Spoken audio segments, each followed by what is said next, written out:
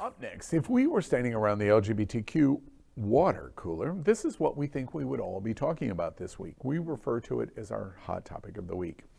Facebook has been criticized this week for blocking controversial political figures, but the social media platform got banned by Russia before they could take action against Putin.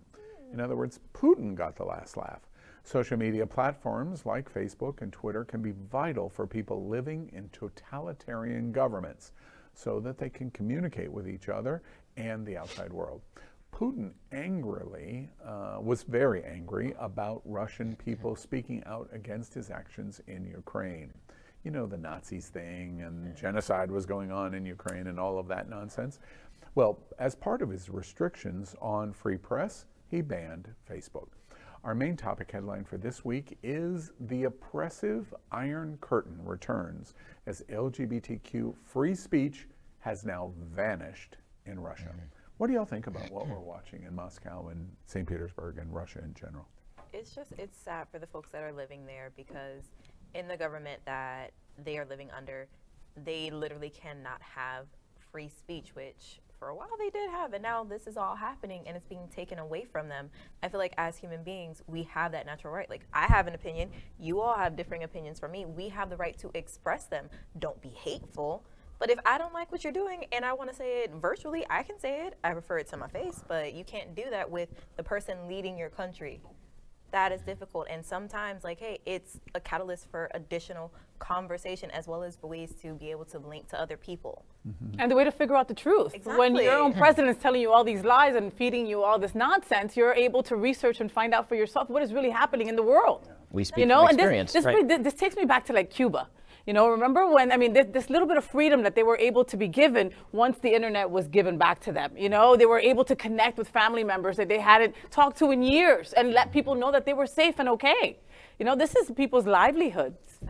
You know, I'd like to point out someone that we haven't talked about. Her name is Brittany Griner. She is a WNBA superstar. Yes, right. She was detained at the Moscow International Airport upon her arrival because they found hashish vape in her thing. Her checked bag. In her checked bag, yeah.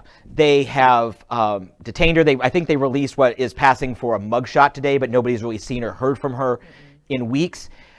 I don't know what she was actually carrying, but the way it is right now, she's considered a prisoner of war. She is going to be used as bait and trade material as this goes forward. We cannot let the Americans that are there, specifically her, be forgotten, because she's essentially a hostage right now. She is, and it's very sad because for years, and just speaking on the WNBA itself, WNBA players do not get paid as much as their NBA counterparts. That is fact.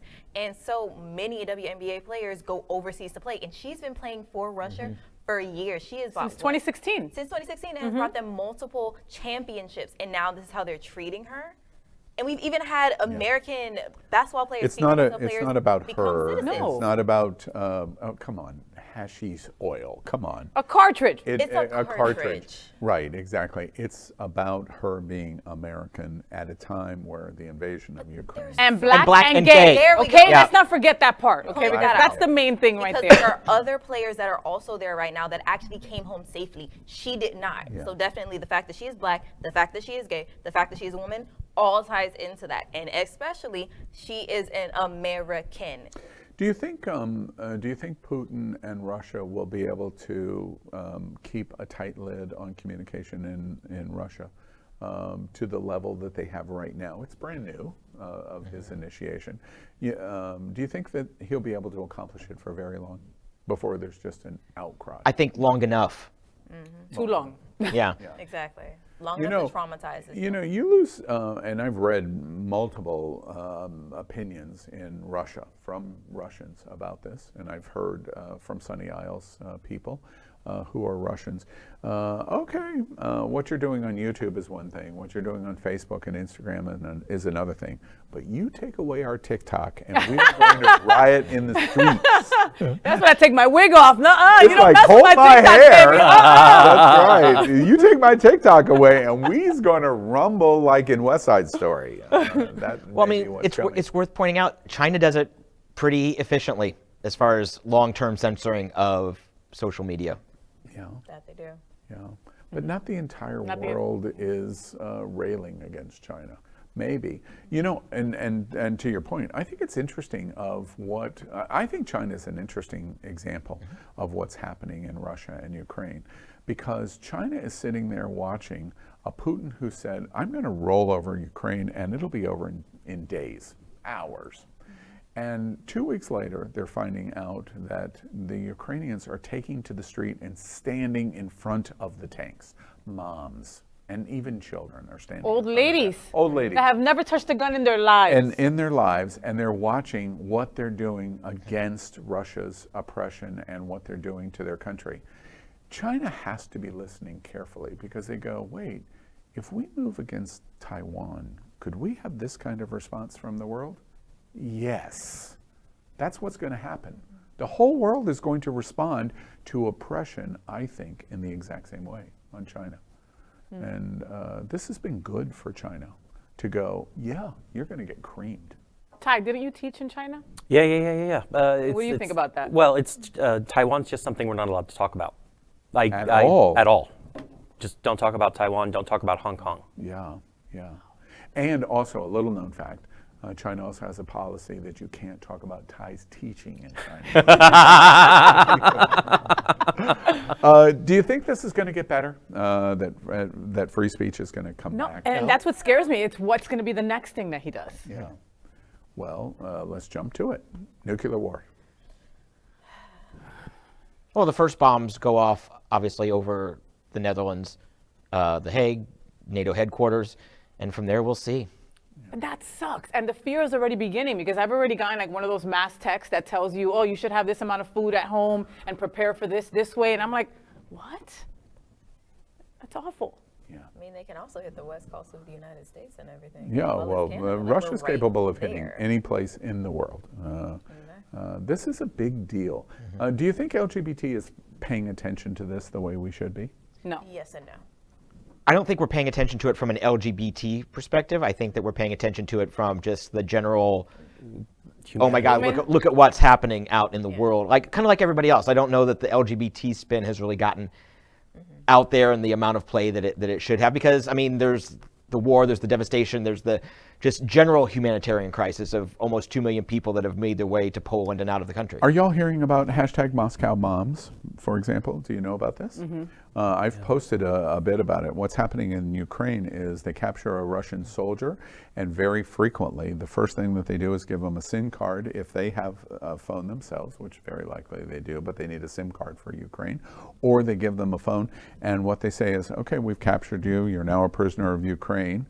We're going to treat you very humanitarian because of international law, and you're a prisoner. But the first thing we want you to do, here's the phone, call your mom and tell your mom exactly what's going on in Ukraine. And the person who was a police officer from Moscow, who thought he was coming to Ukraine to manage a uprising of Nazism, finds out, wait, this is not this at all. And he tells his mom, this is what's going on in Ukraine. And mom becomes the planted mole in Moscow or St. Petersburg to say, wait, we're being lied to. This is exactly what's going on. Second thing that I think is interesting in terms of free speech, and this Iron Curtain that we're talking about, is twice in the last week, Anonymous, everybody knows Anonymous with the mask. Well, you can't get in on social media because of what Putin's done, but the broadcast networks, which are government owned, Anonymous is broken in twice and starts with the anonymous picture of the mask, and then starts to show video of what's going on in Ukraine on broadcast Russian television that Russia can't stop. Wow. And so people are watching what they're doing in Ukraine. Wow, and they boasted about how unhackable they are. Okay, like, Until you Everything come is up against hackable. Anonymous. Yeah. and, It's hackable until it's not hackable, you know. Yeah. like- What a bunch of hacks. Yeah, what a bunch of hacks. So the Iron Curtain has come down again, but you can't hold humanity down forever. That's what we've learned over and over again. This is not 1956 in Poland or the Czech Republic. LGBTQ plus news is vital for our community and for the broader world as a whole. We have enough enemies at Fox News. Tucker, Sean, and Laura are loud. We need passionate allies. Happening Out Television Network, Queer News Tonight, and It's Happening Out are literally out of the closet and into the headlines. Our community needs your support. Like this broadcast and subscribe now to ensure the growth of the entire LGBTQ+